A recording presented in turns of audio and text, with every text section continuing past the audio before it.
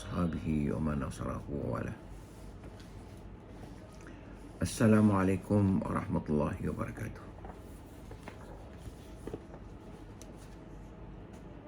Yang mulia para pimpinan Parti Amanah Negara dan juga seluruh kalangan umat Islam yang dapat melihat pembentangan ini.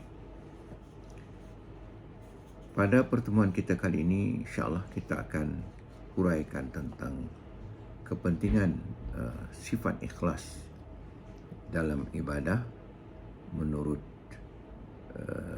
Islam. Kalau kita merujuk kepada firman Allah Subhanahu Wa Taala di dalam Al-Quran, umpamanya kita akan dapati antaranya surah Al-Furqan ayat 23 menjelaskan wa qadimna ila ma amilu min amalin faja'alnahu haba'an mansura. Pada hari pembalasan kelak kami hadapkan mereka dengan segala amal kebajikan yang telah mereka lakukan, dan kami jadikan amalan tersebut ibarat debu-debu yang berterbangan, haba'an mansura. Rasulullah SAW telah bersabda, ittaqillah innallaha la yaqbal minal amal illa ma kana lahu khalisan. Bahawa Allah SWT tidak akan menerima sesuatu amalan kecuali yang ikhlas kerana Allah Subhanahu Wa Taala. Ya.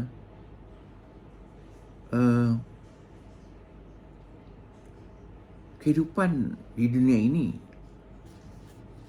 kaum muslimin muslimat nikah sekalian, adalah memerlukan pegangan dan ikutan yang betul, benar dan hak. Yang kita perlu kepada satu pegangan. Ya. Ini kerana ianya berkait rapat dengan sifat-sifat yang tinggi dan utama, ya, seperti kebenaran, ya, seperti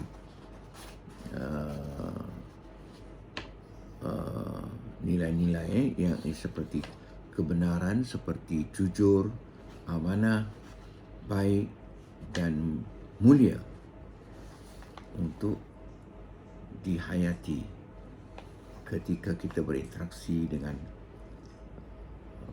manusia dalam masyarakat umum. Manusia umumnya memang mahu menyandarkan hubungan dan kehidupan mereka atas landasan mulia seperti ini, iaitu pegangan kepada nilai keutamaan, ya, pegangan kepada nilai kemuliaan, ya, mestilah semuanya mesti berpaksi kepada agama yang benar, konsep ketuhanan yang betul yang menjadi punca dan penentu kebenaran dan kebaikan, nilai-nilai yang dijadikan sandaran dalam kehidupan berkenaan.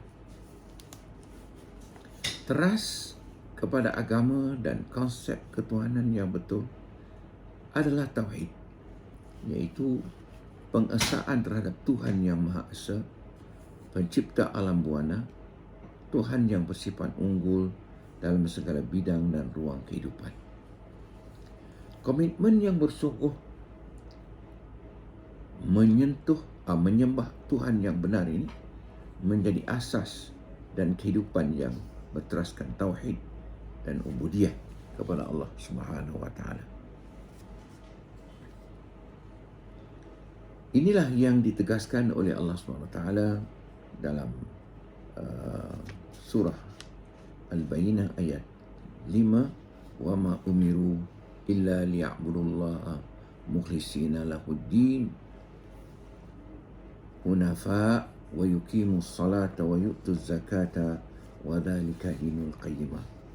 Mereka, yakni manusia, tidak diperintahkan kecuali untuk menyembah Allah dengan penuh keikhlasan beragama kepadanya semata-mata. Di samping menunaikan salat dan mengeluarkan zakat, sebenarnya itulah agama yang sangat bernilai. Wadzalika dinul qayyimah. Penyembahan kepada Allah secara benar, ikhlas dan tuntas adalah permulaan, saudara sekalian, permulaan untuk menjadi manusia yang baik, manusia yang benar, manusia yang jujur, manusia yang saleh, beriman dan penuh budi pekerti yang baik. Bermula dengan tauhid, bermula dengan kepercayaan kepada Allah. Sebab itu dalam menunaikan salat fardu yang 5, umat Islam rata-rata membaca doa ataupun ayat doa berikut: inna salati wa nusuki wa mahyaya wa mamati lillahi rabbil alamin. Segala salat dan ibadahku, hidup dan matiku adalah kerana Allah, Tuhan alam semesta. Jadi sebagai umat Islam, maka setiap kita mesti hidup berprinsipkan bahawa hanya Allah yang disembah, bahawa segala amal dan pekerjaan untuk dijadikan kebaikan dan ibadah hendaklah diniatkan dan dibuat demi dan kerana Allah Azza wa Jalla, menurut sistem nilai dan hukum hakam syarak, berpegang dengan prinsip-prinsip bahawa yang baik ialah apa yang dianjurkan oleh syarak, manakala yang buruk dan tercela ialah apa yang dilarang dan dibenci oleh syarak. Ini jelas dapat kita lihat dalam ayat-ayat dan hadis baginda.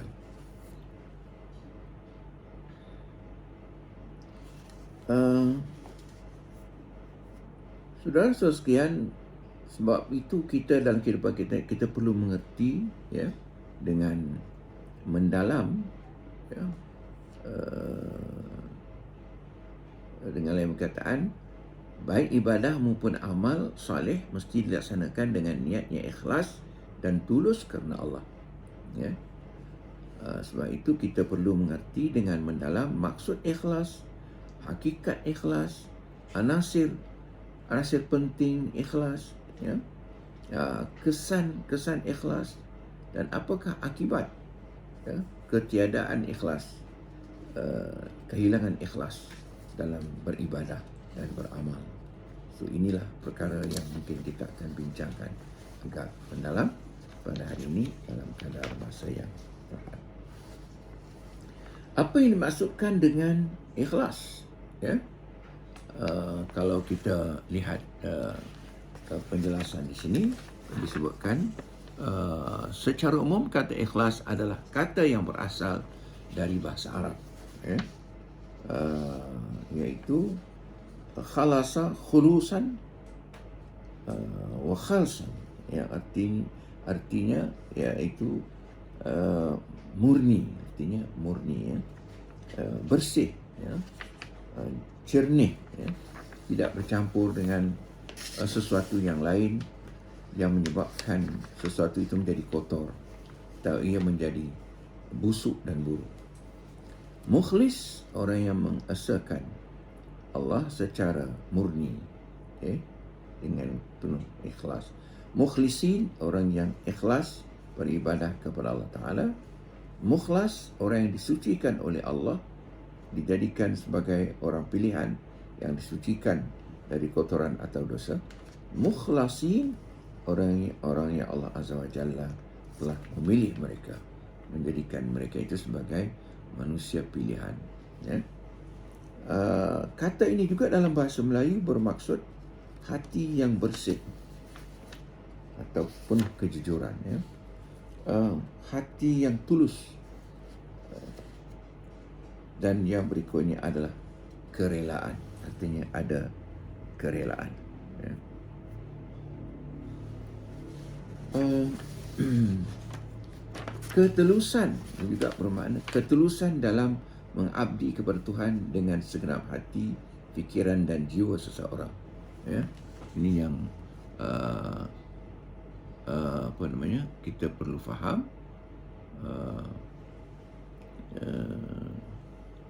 Unsur yang perlu cukup, yang perlu ada, di antaranya adalah ketulusan dalam mengabdi kepada Tuhan dengan segenap hati, nurani, fikiran dan jiwa, ya, seseorang itu. Dan yang kedua ialah menyengajakan perbuatan semata-mata mencari keridhaan Allah dan memurnikan perbuatan dari segala bentuk senangan duniawi, ya. Dan yang ketiga, ikhlas dalam ketaatan dan meninggalkan riya. Artinya kita mesti tinggalkan riya. Yang keempat, ikhlas adalah jika perbuatan hamba adalah benar-benar secara lahir maupun batin memang pure, memang benar, ya. Bukan palsu, ya. Dalam hadis qudsi Allah SWT telah berfirman, ya, ikhlas adalah rahsia dari rahsia-rahsiaku. Ikhlas sirrun min asrari, ya. Aku tumbuh dan bibitkan dalam hati orang yang aku cintai dan dari kalangan para, ya, hamba-Ku. Jadi sekian, ini suatu penjelasan yang agak terperinci tentang ikhlas. Imam Ghazali menghuraikan konsep ikhlas sebagai konsep mukhlis atau konsep takhlis al-amal, ya. Takhlis al-amal an al-syawa'ib kulliha atau qalilha, ya. Sama ada banyak atau sedikit, ya. Jadi inilah yang disebutkan oleh Imam Ghazali, iaitu membersihkan amalan manusia yang hendak mendekatkan diri kepada Allah SWT daripada sebarang kekeruhan, maksud atau tujuan lain selain Allah, sama ada sedikit ataupun banyak. Melalui niat yang ikhlas akan lahirlah amalan yang ikhlas, murni dan mulia. Kalau kita pergi kepada perbahasan hakikat ikhlas secara lebih mendalam, ya, maka kita akan dapati umpamanya huraian Syekh Yusuf Al-Qaradawi. Menurut Al-Qaradawi, ikhlas mempunyai hakikat yang tersendiri, ya. Beliau memang ada sebuah buku yang bertajuk Niyah wal Ikhlas, ya, yang saya fikir perlu dirujuk. Dan dalam halaman media beliau, qaradawi.net, beliau menyebutkan hakikat ikhlas merangkumi, pertama, orang yang ikhlas berkenaan perlu lebih mementingkan perhatian Khalik berbanding makhluk, kerana makhluk tidak dapat sedikit pun menyebabkan manusia tidak perlu kepada Khalik. Dalam hubungan ini, Al-Fudail bin Iyad, ya, menyebutkan, ya, berbuat kerana manusia adalah syirik, ya, meninggalkan perbuatan kerana manusia juga bertanda sifat riya. Ikhlas ialah tanda anda ditakdirkan oleh Allah, ya, terlepas dari dua kemungkinan berkenaan.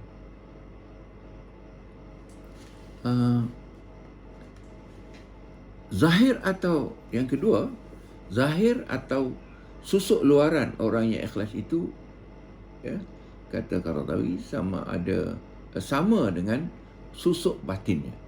Susuk lahirnya sama dengan susuk batinnya. Atau apa yang terpampang sama dengan apa yang tidak kelihatan dan tersirat, ya.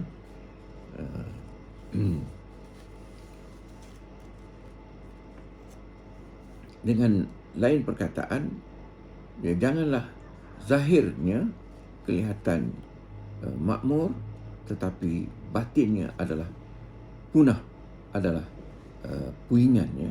Zahirnya madu, batinnya adalah jadam yang pahit. Dalam hubungan ini, Sarah Al-Sitti mengatakan, kata beliau, siapa yang mempamerkan kepada orang sifat yang sebenarnya bukan sifat dirinya, maka martabatnya jatuh pada pandangan Allah Azza wa Jalla. Ya. Jadi ini jelas, ya. Kalau kita melahirkan apa yang sebenarnya bukan kita, kita tidak ikhlas, tapi kita melahirkan seolah kita ikhlas, itu pun juga itu makin jatuh di hadapan Allah Subhanahu wa Taala. Yang ketiga ialah ataupun anasir yang ketiga, orang yang ikhlas berkenaan ini hendaklah bersikap, ya, bersikap bahawa baik pujian maupun celaan orang kepadanya adalah sama saja. Maksudnya bagi dia tidak ada masalah. Dia bagi dia pujian ke sama saja. Dia tidak kisah dengan itu. Dalam hubungan ini ada leluhur yang pernah mengatakan bahawa tidak mengapa anda dicerca oleh orang lain, kalau sebenarnya anda adalah terpuji di sisi Allah Azza wa Jalla. Ini pandangan leluhur. Yang keempat, dia tidak terlalu memperhatikan cara atau obses, ya, kepada keikhlasannya sampai ia merasa ujub, ya, umpamanya sampai dia merasa ujub dengan diri dia. Sebab itulah ini perkara yang sangat penting, ya. Saya ulangi, dia tidak terlalu memerhatikan atau obses kepada keikhlasannya sampai dia merasa ujub dengan dirinya.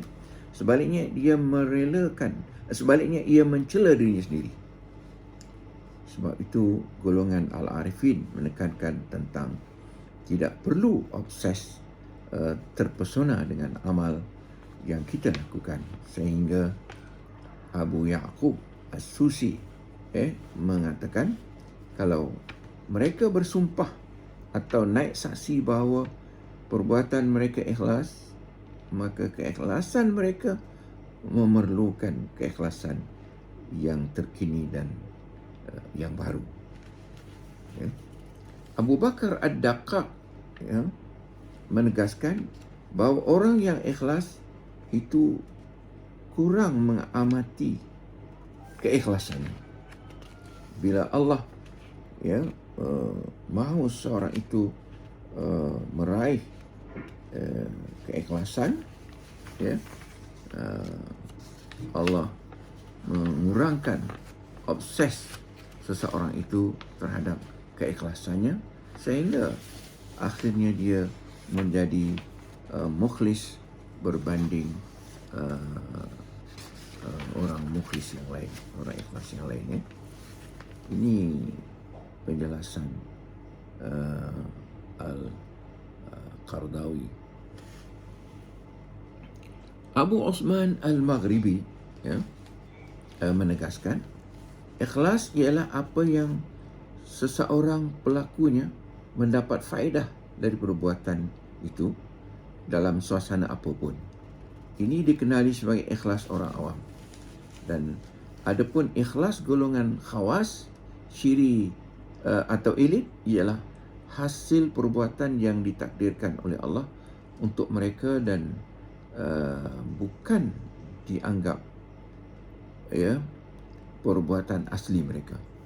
Walaupun nampak seperti mereka melakukan ketaatan berkenaan, tapi sebenarnya mereka tidak sangat berkaitan dengan ketaatan itu. Seolah-olahnya mereka sedikit pun tidak diambil kira tentang ketaatan itu. Ini adalah ikhlas golongan khawas. Golongan khawas artinya mereka yang seperti fana, ya, orang yang fana dan tiada kaitannya dengan diri dan amalan serta keikhlasan mereka. Anggapan mereka hanyalah Allah yang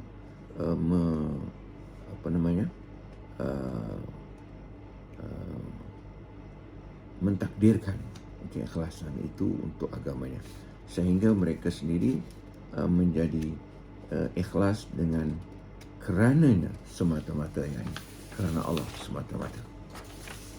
Dan yang berikutnya, iaitu yang kelima, antara anasir ikhlas, ya, juga menurut Qaradawi lagi, ialah lupa terhadap segala hasil dan faedah ikhlas tersebut di akhirat. Justru seorang mukhlis itu mungkin sahaja keikhlasannya dicampuri oleh secebis perasaan hatinya yang menyebabkan ikhlas itu ditolak dan tidak diterima Allah. Sedangkan Allah sudah pun menegaskan bahawa innama yataqabbalullahu minal muttaqin, bahawasanya yang diterima oleh Allah hanyalah dari kalangan yang bertakwa. Innama yataqabbalullahu minal muttaqin. Ini kerana amal walau sebesar mana pun tidak dapat, malah dan tidak menyamai martabat sekecil nikmat yang Allah kurniakan kepada seseorang. Kalau kita nak banding, memang tak dapat banding, ya.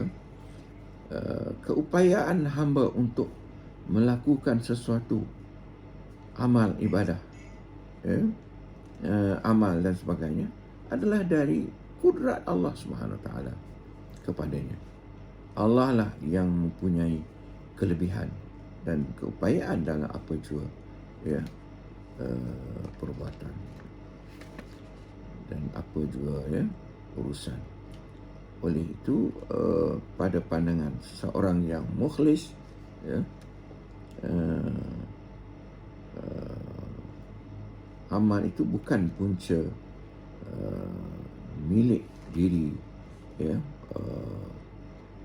untuk punca, bukan punca untuk dia mendapat apa-apa ganjaran. Cuma ganjaran ini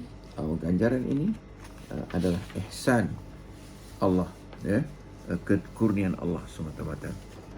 Ini selaras dengan sabda Rasulullah SAW, la yudkhila ahadakum al-jannah amaluhu. Qalu wala anta ya Rasulullah, qala wala ana illa an yataghammadani Allah birahmatih. Tiada sesiapa pun dari kalangan kalian yang akan masuk syurga kerana amalannya. Para sahabat bertanya, kau pun begitu jugakah, wahai Rasulullah? Jawab Rasulullah, aku pun begitu juga. Ya, saya pun demikian juga. Kecuali dengan ihsan dan rahmat Allah kepadaku. Ini huraian Syekh Yusuf Al-Qaradawi yang tidak asing lagi, ya, keilmuannya kepada kita. Dan yang keenam,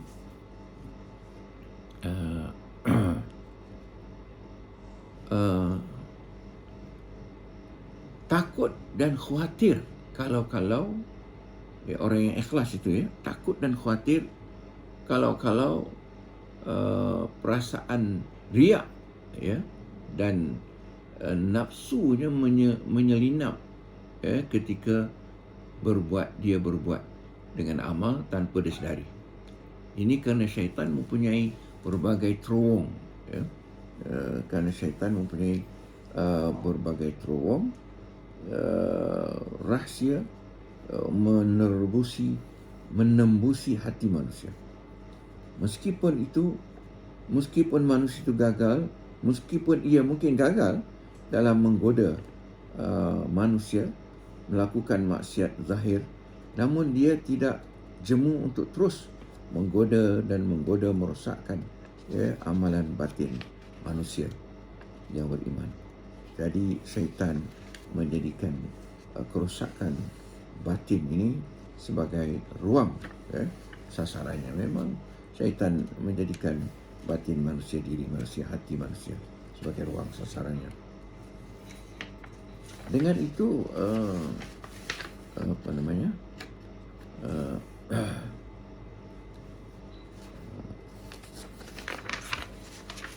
syaitan dapat merosakkan ibadah dan juga amalan manusia berkenaan, serta menggagalkan usahanya untuk mencari kerelaan Allah dan habuan di akhirat nanti. Ya.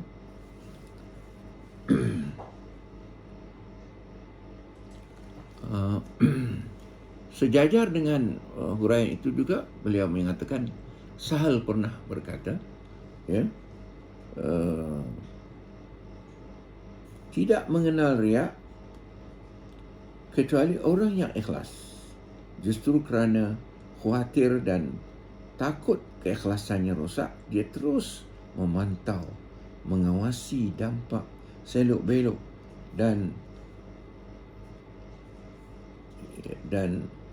sudut-sudutnya yang terpendam, sehingga dia tidak menghampakan nasib dirinya dan tidak pula terpedaya sehingga menganggap keburukan dirinya sebagai suatu kebaikan, serta dia anggap wajar dan dipandang indah benda yang buruk.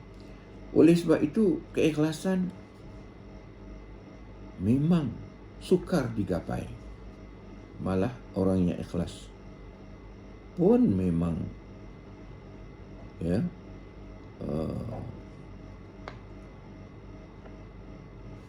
memang langka, susah dicari dan kurang. Orang ikhlas memang kurang dalam masyarakat. Dalam hubungan ini juga Sahal pernah menambah kata, kumpulan manusia yang mengucap la ilaha illallah itu ramai, tapi golongan mukhlisin di kalangan mereka dan golongan mukhlisin dan golongan yang amanah ini sangat sedikit. Ini menurut Sahal tadi.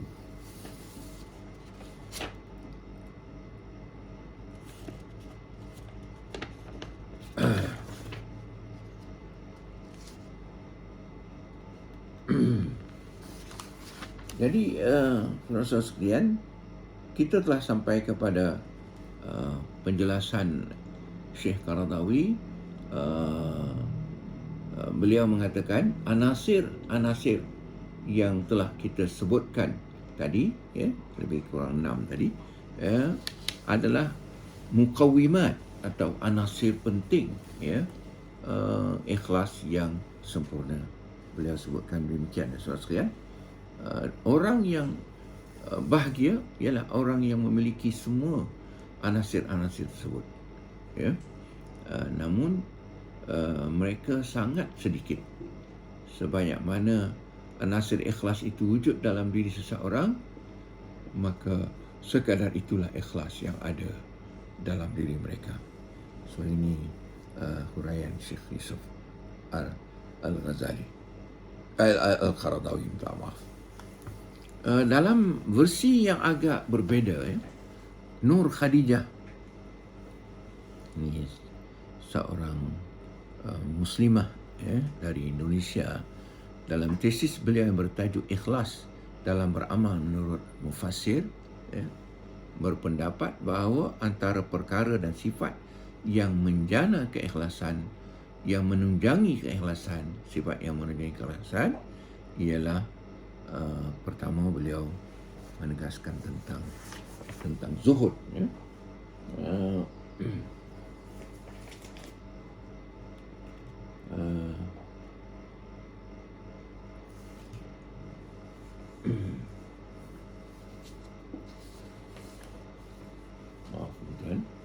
saya sedang merujuk kepada huraian. Pengertian zuhud ialah berpalingnya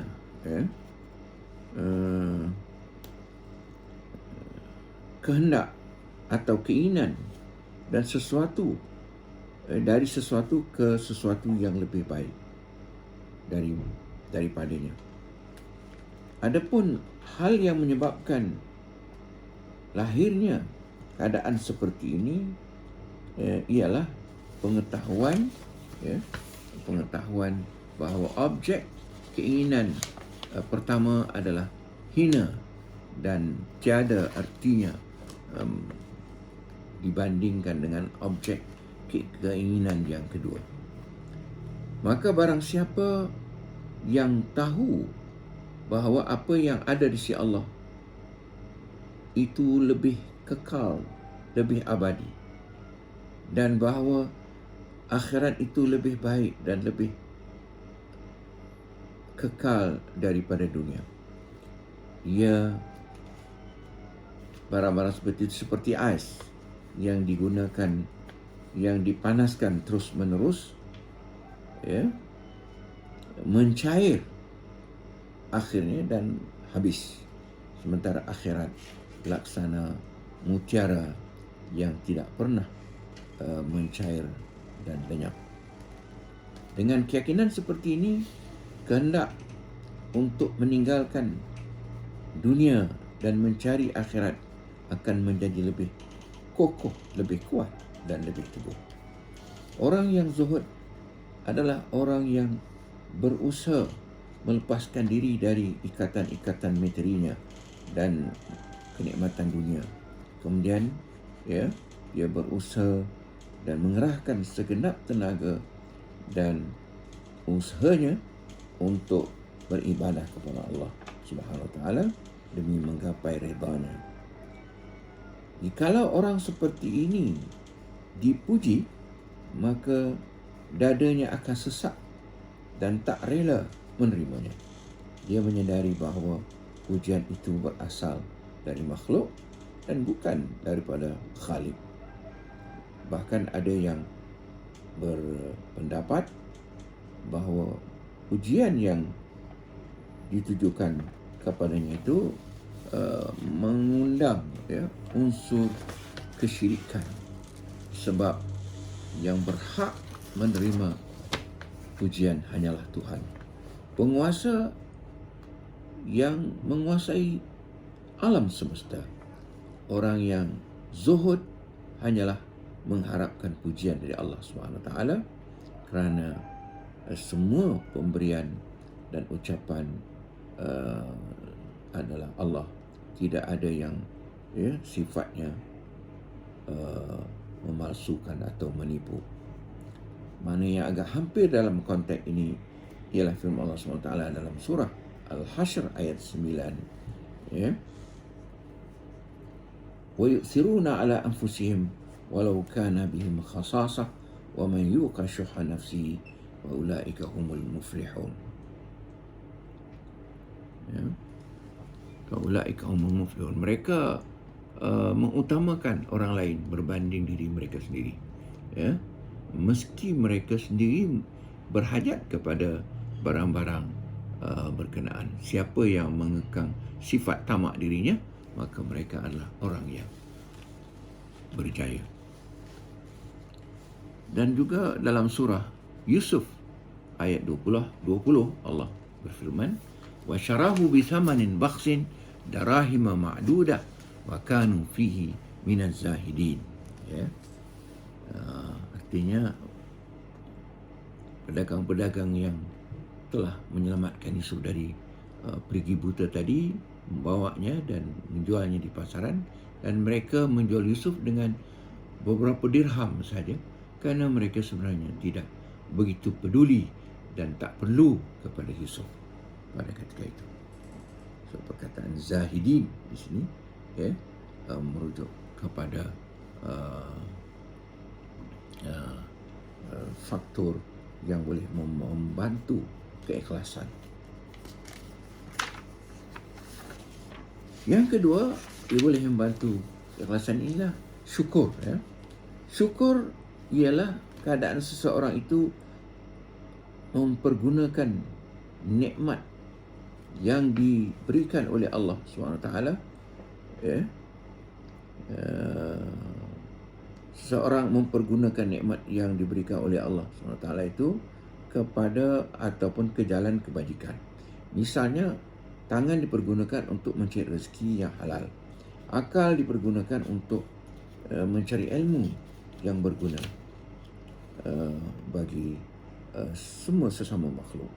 Diri untuk beribadah kepada Tuhan dan berbakti kepada masyarakat serta tanah air. Selain itu, selain daripada itu, menyalahgunakan segala nikmat yang diberikan oleh Allah kepada seseorang. Berarti ia melakukan kejahatan yang besar dan suatu bentuk kekafiran. Menurut Muhammad Amin, syukur Muhammad Amin, syukur adalah perasaan yang terus menerus,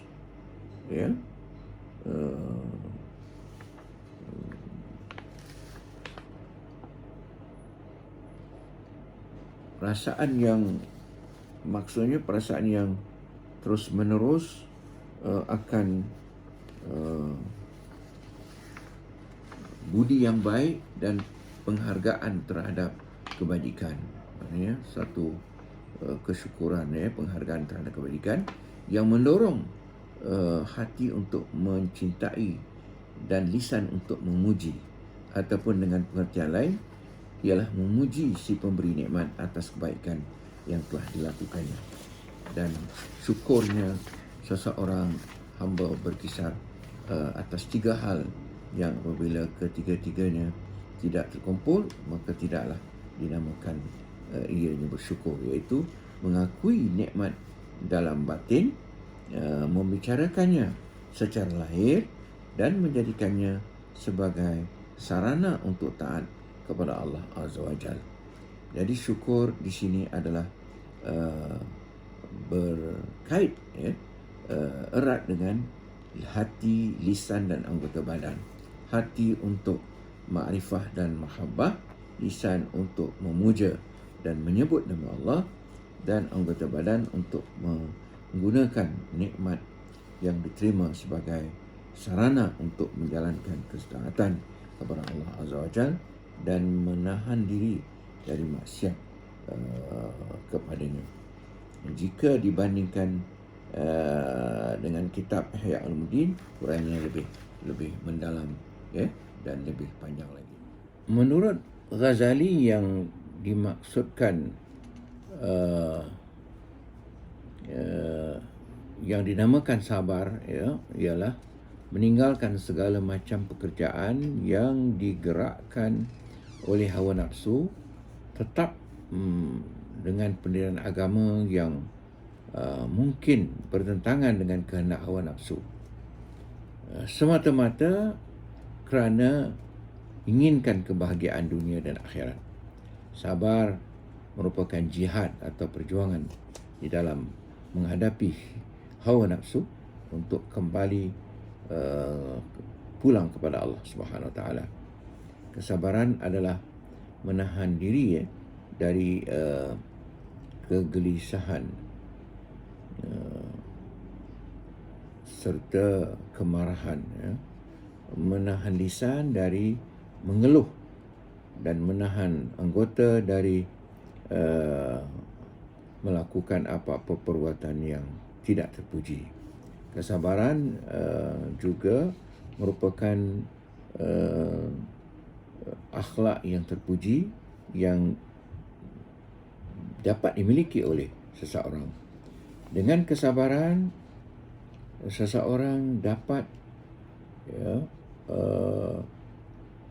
menghindarkan dirinya dari sesuatu yang tidak selayaknya beliau lakukan. Tegar dalam menghadapi ujian, ya. Sampai ujian ini disertai dengan etika yang baik. Konsisten, ya, dalam menjalankan hukum hakam yang ada dalam Al-Quran maupun Sunnah. Ahli falsafat mengatakan bahawa dengan ilmu saja tidak cukup untuk meletakkan dasar yang utama bagi sesuatu kelebihan. Ya. Kaum Sufi memberi perincian tentang sabar sebagai berikut. Ya.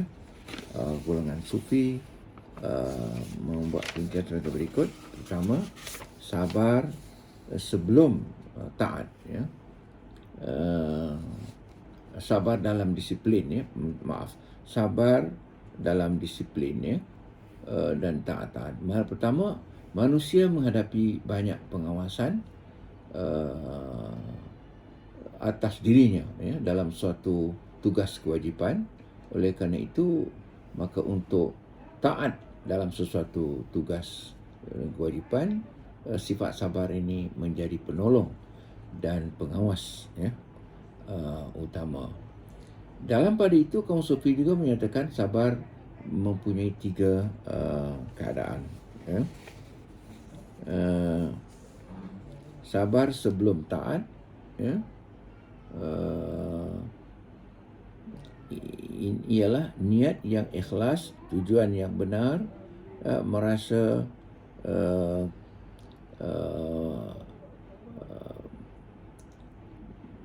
sabar sebelum taat ialah niat yang ikhlas, tujuan yang benar, menjiwai kewajipan berlandaskan keyakinan agama dalam menerima peraturan berupa perintah atau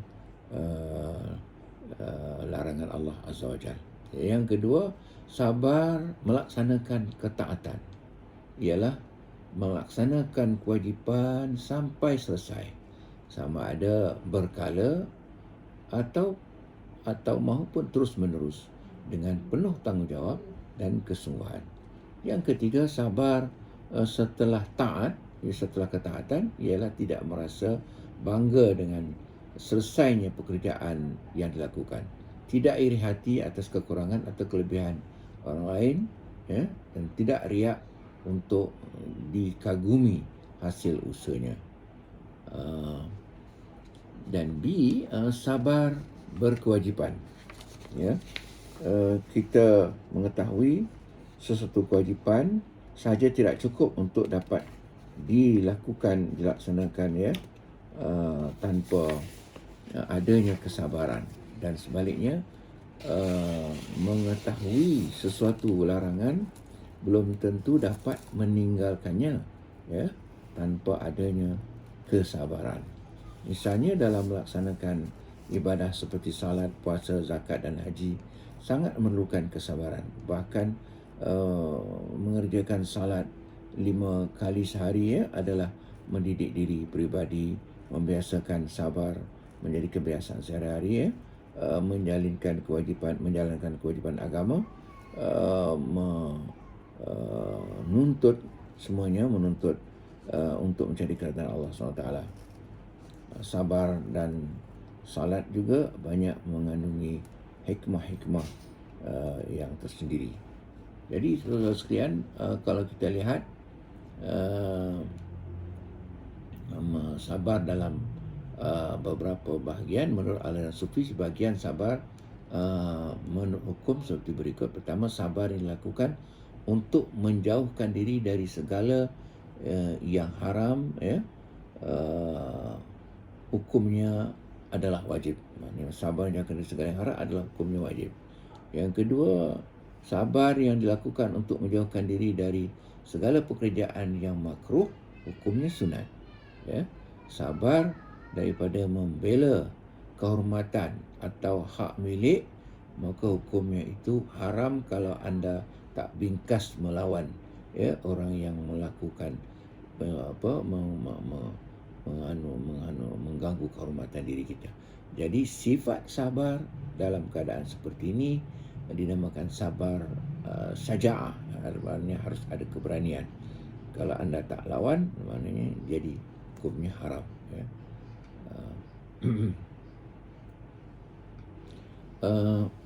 Itulah namanya sabar menjalankan atau mentaati hukum Tuhan, seperti berjuang dalam jalan Allah. Mati dalam perjuangan itu adalah mati syahid, berjuang untuk mempertahankan kesucian agama Allah, kemerdekaan tanah air, keselamatan diri dan keluarga, keamanan harta milik, melawan musuh, membantras kezaliman dan lain-lain, bersifat amar ma'ruf nahi munkar. Demikian itu dengan melakukan sabar pada ketika itu dinamakan sabar. Berani, sifat sabar dalam keadaan seperti ini semakin tambah berat dan sulit, ya, tetapi sangat mulia. Kemudian Allah berfirman dalam surah Al-Qasas ayat 80, wa qala alladziina utul ilma wailakum thawabullahi khairun liman amana wa amila salihan wa la yulaqqaha illa sabirun. Maka berkatalah golongan yang berilmu di kalangan pada era Fir'aun, pada era Qarun masa itu, wailakum, celaka kalian, jangan cakap begitu. Pahala Allah lebih baik untuk mereka yang beriman dan beramal saleh, dan perkara itu tidak dapat digapai kecuali oleh mereka yang sabar. Maknanya orang yang tak sabar, dia nak jadi macam Qarun, dengan kehebatan Qarun, dengan bajunya dan sebagainya, kekayaannya. Tetapi orang yang sabar, dia tidak akan terpengaruh, ya, dengan kemegahan kekayaan Qarun itu. Yang keempat adalah sifat tawakal. Tawakal adalah salah satu ibadah antara ibadah hati yang paling utama, dan salah satu akhlak di antara akhlak-akhlak iman yang sangat agung, ya. Sebagaimana dikatakan Imam Ghazali, tawakal adalah kedudukan di antara kedudukan-kedudukan agama atau manzilah min manazil din, tadayun, serta kemuliaan di antara kemuliaan kaum yang memiliki keyakinan, bahkan dia berada pada posisi yang tinggi dari derajat para muqarrabin, ya. Tawakal merupakan jalan terkuat dan yang paling dicintai oleh Allah Azza wa Jalla. Tawakal merupakan sebahagian dari agama, sedangkan sebahagian atau setengah yang lain adalah taubat kepada Allah Azza wa Jalla. Agama itu mencukupi usaha meminta tolong kepada Allah dan ibadah kepadanya. Ya. Tawakal merupakan sebahagian dari usaha untuk meminta tolong, sedangkan taubat adalah bentuk dari ibadah yang dilakukan. Ya. Para ulama mendefinisikan tawakal sebagai menjalankan sarana dengan anggota, menjalankan amal dengan anggota badan sementara hatinya terputus dari sarana tersebut, ya. Dengan tawakal, saudara-saudara sekalian, hati berhubung langsung dengan Allah Azza wa Jalla, ya, sehingga seorang mukmin tidak mencari pertolongan dan perlindungan kepada makhluk, melainkan hanya kepada Allah Azza wa Jalla. Sikap demikian yang melahirkan keseimbangan dalam usaha hamba di dunia ini, berpegang teguh kepada tali atau pertolongan Allah Azza wa Jalla, dan berusaha untuk menyerahkan hasilnya dengan sepenuh hati kepada kehendak-kehendak Allah. Apapun takdir yang dia tetapkan, yang Allah tetapkan, nescaya orang yang bertawakal akan mampu menerimanya sebagaimana adanya dengan lapang dada.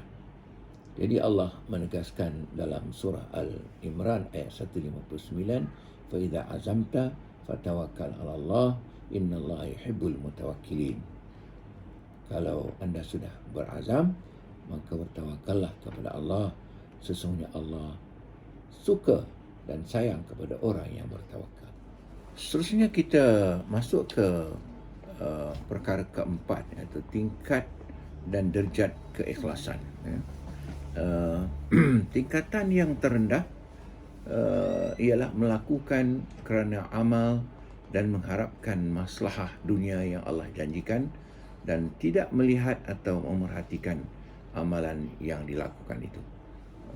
Berlepas diri untuk tidak meminta balasan atas amalan tersebut. Merasa tak cukup dan tidak tenang atas amalan yang dilakukan. Pintu gerbang ikhlas adalah sesuatu yang bernama niat. Jika kita ingin menjadi orang yang ikhlas, maka betulkanlah niat kita. Ikhlas yang dapat melepaskan seseorang untuk tidak melihat dan memerhatikan amalannya adalah anugerah yang datang daripada Allah kepada seseorang. Itu merupakan kurnia dan taufik yang datang daripada Allah, dan itu semua atas kehendak Allah, bukan atas kehendak orang yang berkenaan. Ikhlas yang dapat melepaskan orang tersebut sehingga tidak meminta balasan adalah ilmu yang dia miliki, bahawa dia hanyalah seorang hamba lantaran ilmu dia miliki, kerana dia hanyalah seorang hamba dan tidak lebih. Seorang hamba tidak berhak untuk meminta imbalan atau imbuhan dari majikannya atas pekerjaan yang dilakukan. Adapun yang apa juga yang dia terima, baik pahala maupun balasan, merupakan semuanya limpahan kurnia Allah, kebaikan dan kenikmatan daripada Allah semata-mata, bukan sebagai balasan maupun imbalan. Dia adalah orang yang benar-benar mengharapkan keredaan dari Tuhan dengan melaksanakan perintah dan tunduk kepada Allah, lantaran kesedaran akan aib dan kesalahan yang dimilikinya, kekurangan yang ada pada dirinya, dan kebiasaan nafsu serta godaan syaitan yang selalu merasuknya. Dia mengetahui bahawa Allah berhak mendapat penyembahan dan ibadah serta tingkah laku beradab kepadanya secara zahir maupun batin. Dia merasa kurang dan lemah untuk menjadikan apa-apa yang dimilikinya sebagai penyempurnaan proses peribadatan yang dilakukan, bahkan merasa kurang upaya untuk membuat Allah redha dengan apa yang dia lakukan. Di hadapan Allah, terhadap Allah, dia merasakan memang dia tidak berupaya untuk membuat apa-apa terhadap Allah, sehingga Allah redha dengan apa yang dia lakukan. Dan B, tingkat dan derajat ikhlas ni, merasa tidak tenang dengan amalan yang dilakukan, padahal dia telah berusaha untuk melaksanakan amalan berkenaan dengan sebaik-baiknya. Hal ini berlaku kerana besarnya rasa malunya kepada Allah, sehingga dia menganggap amalan yang telah dilakukan belum mencapai tahap maksimal sesuai dengan keagungan dan kebesaran Allah. Orang itu benar-benar mengerahkan semua kemampuannya untuk melaksanakan amalan dengan sebaik mungkin, lantaran Allah memerhatikan semua amalan tersebut, di samping membandingkan minimanya amalan tersebut kalau diukur dengan kebaikan yang telah Allah berikan kepadanya, dan bukan berbanding orang lain ataupun malah dengan dirinya sendiri. Allah SWT berfirman dalam surah Al-Hujurat ayat 17, yamununa 'alaika an aslamu qul la tamunnu 'alayya islamakum walillahu yamunnu 'alaikum an hadakum lil iman in kuntum shadiqin. Mereka merasa berjasa kepadamu dengan keislaman mereka. Katakanlah, jangan kamu merasa berjasa kepadaku dengan keislaman kalian. Sebenarnya Allah yang wajar mengungkit kebaikannya kepada kalian kerana menunjukkan kalian semua kepada keimanan jika kamu orang yang benar.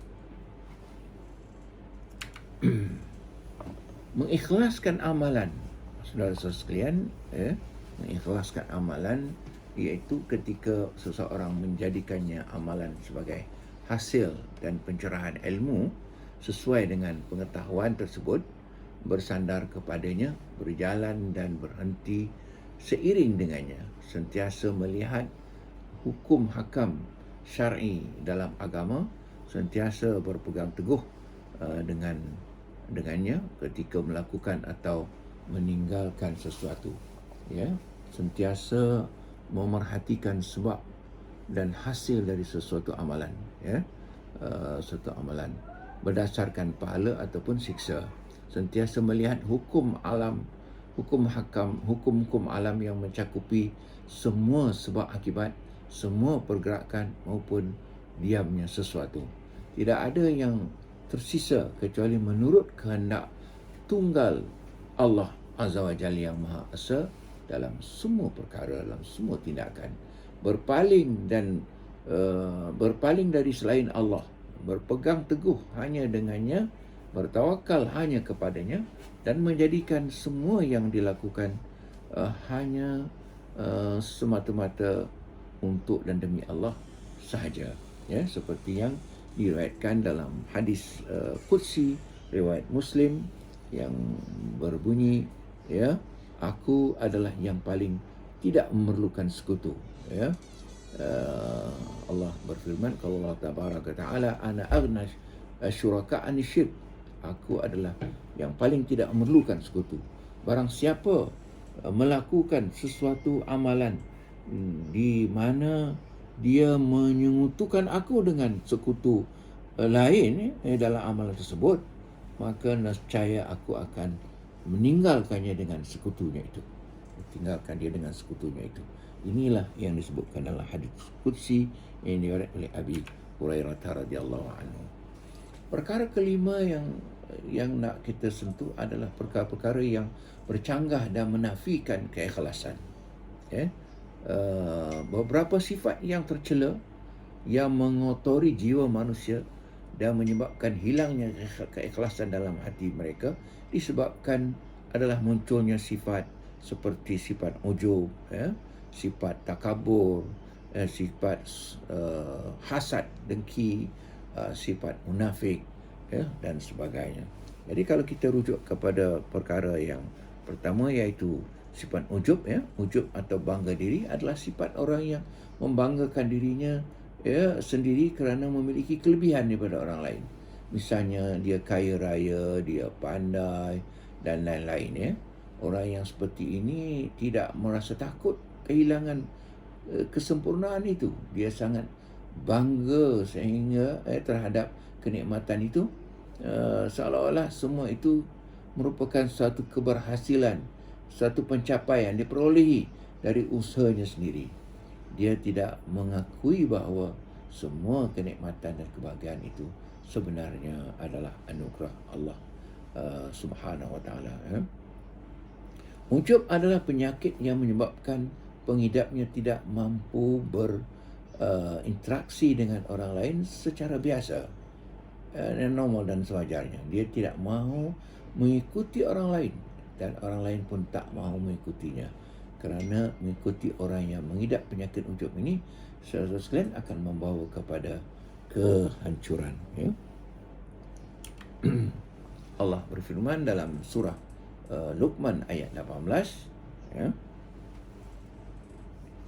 wala tusair khaddaka linnas wala tamshi fil ardi maraha innallaha la yuhibbu kulla mukhtalin fakhur.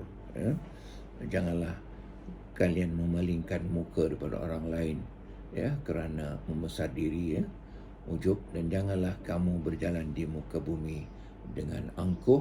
Sesungguhnya Allah tidak menyukai orang yang sombong lagi angkuh dan bangga diri. Rasulullah SAW dalam hadis menegaskan, hadis Abi Hurairah, bainama rajulun yamshi fi hallatin ta'jibuhu nafsuh, yang bermaksud ketika seseorang lelaki yang ujub dirinya melangkah berjalan dengan pakaian yang dia merasa besar diri dengan pakaian tersebut, serta dengan rambut panjang bersikat kemas, tiba-tiba Allah takdirkan dia jatuh di telan gempa bumi dan dia terus melongsor mendap dalam bumi hingga ke hari kiamat. Ini hadis yang sangat menggerunkan kita, saudara sekalian. Jangan rasa takabur, rasa ujub, riak, dan seterusnya adalah riak. Riak merupakan salah satu penyakit yang mematikan dan yang membatalkan amal seseorang. Pelakunya tidak dapat memanfaatkan amalnya, amal solehnya di hari kiamat. Meskipun dia melakukan dalam jumlah yang sangat banyak, itu adalah syirik yang tersembunyi, yang jika berakar dalam dan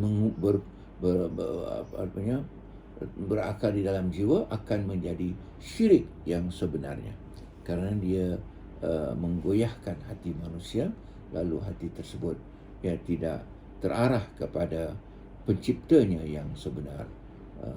dan sambil dan beribadah kepadanya. Dari sudut bahasa, riya adalah dari kata ru'ya, yang melihat, yang berarti memperlihatkan sesuatu amal kebaikan kepada orang, kepada sesama manusia. Adapun secara istilah, ia bermakna melakukan ibadah dengan niat dalam hati demi manusia, dunia yang dikehendaki, dan tidak berniat beribadah kepada Allah Azza wa Jalla. Ia bukan untuk beribadah, tapi untuk dunia, ya. Kaedah menghindari riak ni ialah kita harus menyadari bahawa sumber riak adalah kerana cinta harta, cinta harta, cinta penghormatan orang dan pujian, sebagaimana yang telah dijelaskan sebelumnya. Selanjutnya, berfikir dan sedarlah bahawa Allah sentiasa melihat isi hati kita, sehingga kita akan berkata kepadanya, aku adalah orang yang paling hina, ya Allah, dalam pandangan-Mu. Jika kita sudah menyadari akibat riak, meskipun untuk menghilangkan sifatnya, sifat riak harus ditempuhlah apa juga yang ada. Kalau kematian, ya paling tidak kita renungkan kematian, maka kita akan mengetahui bahawa terlepas daripada riak ini adalah sifat merupakan sesuatu yang lebih utama, sanggup menerima apa juga padanya.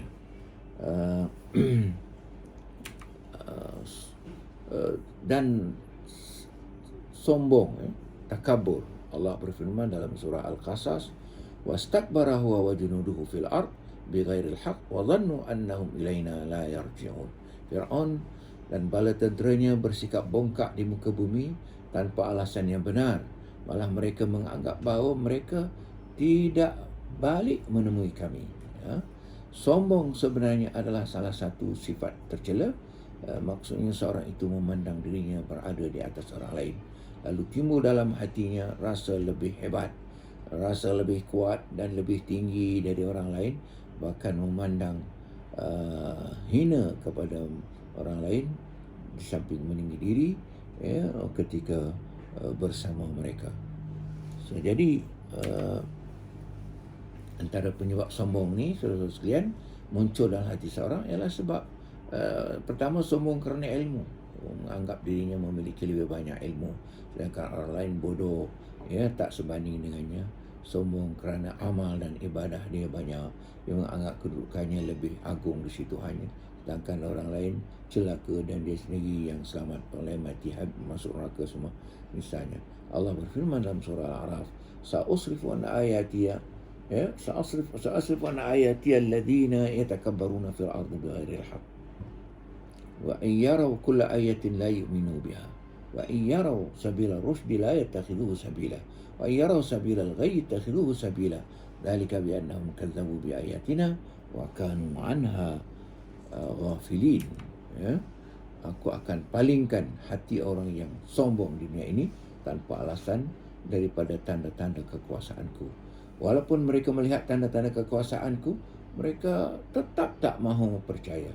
Jika mereka melihat jalan yang lurus, mereka tak mahu mengikutinya. Sebaliknya, jika mereka melihat jalan yang salah, yang sesat, mereka mengikutinya. Mereka bertindak demikian kerana mengingkari tanda-tanda kekuasaan kami. Malah mereka sentiasa lalai dan alpa.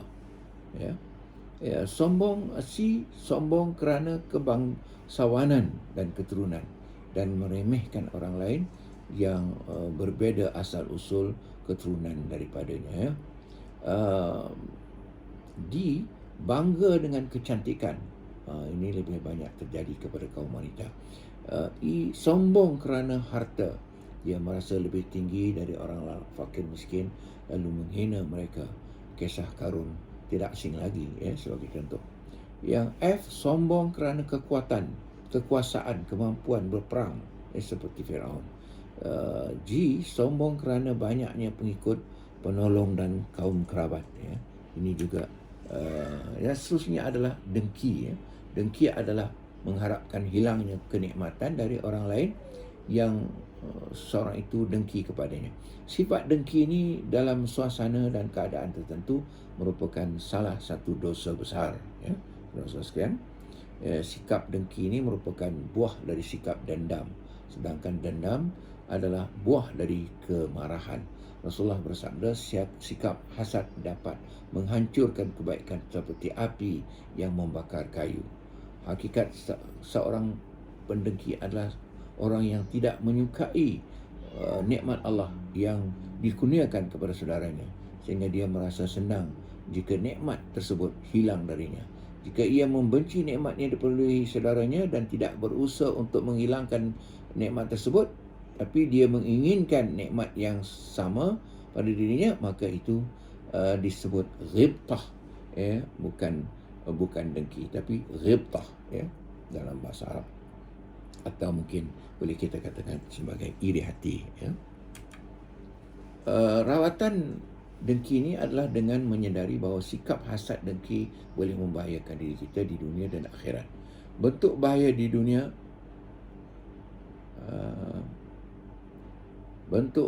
bahaya di dunia adalah akan merasa sakit hati, dan perasaan ini akan sentiasa menyertai diri kita siang dan malam.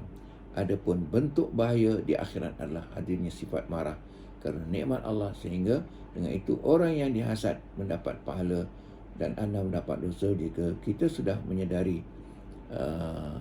hal ini, maka jangan biarkan diri kita menjadi teman bagi musuh kita sendiri. Berusahalah mengikis sikap hasad dengki ini dalam hati kita.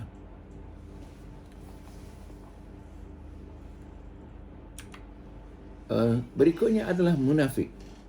Secara etimologisnya, nifak diambil daripada kata nafak, yang menunjukkan terputusnya dan lenyapnya sesuatu. Kadang-kadang juga digunakan untuk menunjukkan, menyembunyikan dan menyamarkan sesuatu. Secara utuh, kata nifak ini berarti terowong, ya, yang laluan yang tembus ke daerah lain. Jadi kata ini terbentuk kata munafik kerana ia masuk dalam agama melalui satu pintu dan keluar melalui pintu yang lain. Nifak adalah penyakit jiwa yang berbahaya. Penampilan pengidapnya terlihat baik, ya, namun dia memendam keburukan dalam jiwanya. Di antaranya adalah kata-katanya bertentangan dengan perbuatannya. Lain yang dia kata, lain yang dia buat. Ya. Batinnya tidak sama dengan zahirnya. Berbeza dengan lahirnya, ya. Kadang-kadang batinnya berbeza dengan lahirnya. Kadang-kadang nifak terdapat pada akidah, ya, yang membuat pelakunya keluar daripada agama. Kadang-kadang ia terdapat pada perbuatan yang membuat pelakunya berada dalam bahaya besar. Ya. Jadi kesan nifak ini dalam kehidupan sosial akan lahir sikap saling tidak percaya, ya, di antara anggota masyarakat. Ayat 67 surah At-Taubah menegaskan, ya, al-munafiqun wal munafiqat ba'dhum min ba'd ya'muruna bil munkar wa yanhauna 'anil ma'ruf wa yaqbiduna aydiyahum nasullaha fanasiyahum innal munafiqina humul fasiqun. Orang yang berpura-pura beriman, munafik, baik lelaki atau perempuan, adalah sama antara satu sama lain. Mereka menyuruh orang buat jahat dan melarang mereka dari berbuat baik. Mereka enggan berbelanja di jalan Allah dan mereka melupakan Allah, maka Allah pun melupakan mereka. Sesungguhnya golongan munafik inilah orang yang derhaka. Kekotoran hati, saudara sekalian, adalah kerana berbagai macam maksiat yang kita buat sendiri yang membalut hati kita. Oleh itu wajar kalau pembuat kejahatan itu orang mengatakannya sebagai orang yang busuk hati, ya. Kalau kita lalai membersihkan kotoran hati itu, maka semakin lama semakin teballah kekotoran itu, yang merupakan hijab atau dinding yang menghalang diri kita dengan Allah. Itulah perlunya kita mensucikan batin kita, hati kita, untuk berbuat baik kepada manusia dan bertakwa, ya, kepada Allah Azza wa Jalla. Uh, Seterusnya yang keenam adalah faktor yang menumbuhkan dan mengukuh keikhlasan, bukan keikhlasan. Pada hemat saya, mungkin perlu kita uh, bentangkan hal ini dalam pertemuan yang akan datang, dan cukuplah setakat ini. Wabillahi taufiq. Wassalamualaikum warahmatullahi wabarakatuh.